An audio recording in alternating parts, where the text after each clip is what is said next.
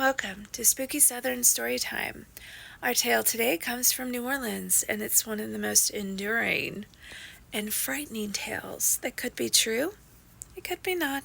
Who knows? We're going to be discussing the Casket Girls.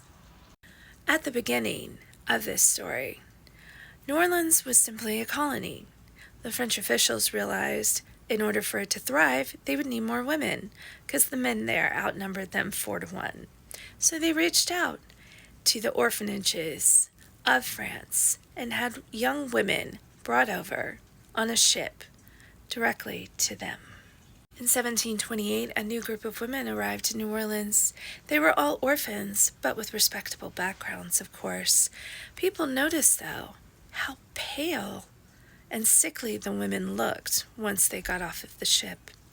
Could it be because they were below deck the entire time of their journey in order for them to not have their pale skin burned by the sun? Or could it be something else? Another thing people noticed were the trunks these young ladies brought. Caskets, of course. And that's where the interpretation was misinterpreted. They called them caskets, but they were more small trunks. People noticed how heavy they were. Small, but heavy. Yet the girls were able to carry them with ease. Once arriving in the city, they were all taken to the Ursuline convent, all placed on the 3rd floor, so that the nuns could find them suitable husbands. But after their arrival, very strange things began to happen in the city. Men were found with their throats slit, drained of blood. Men began to disappear. It was very odd. And the girls, the Casket Girls, were rarely seen outside of the convent. Most people believed the nuns wanted to protect their purity and their chastity, but others believe they were asleep during the day and hunted at night for their victims.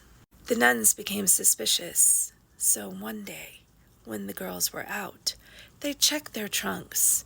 They wanted to see what was in them, because they were incredibly heavy. But once they did, they were empty.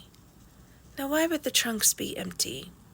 Most people say they were too small to hold a body, but these girls, they were small. However, who knows what else they brought with them to the New World. Now, some say the girls smuggled vampires into New Orleans. Some say the girls are the vampires. The nuns, however, did not want to risk any of it. They sealed off the 3rd floor completely, and apparently had silver nails nailed into the windows so that they would never be open again. Were they sealing something out or keeping something in? Those nails were blessed by the Pope himself, Pope John Paul, when he visited in 1987. Bless those. I wonder why. And who would be making silver nails? It seems kind of strange to me. The shutters remain closed to this day. No one is allowed in. Obviously, they don't do tours or anything, but there are whispers. The Casket Girls still roam the city occasionally.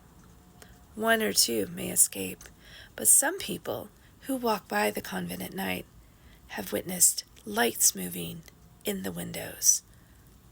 But how could they see them if they're sealed shut? There are eyes, red as blood, watching them from the others. So what do you believe? The Casket Girls are vampires, or they brought the vampires with them? Or is it just simply a fabled tale? You be the judge. You have a spooky story time to send me? Send it to the email below. Enjoy.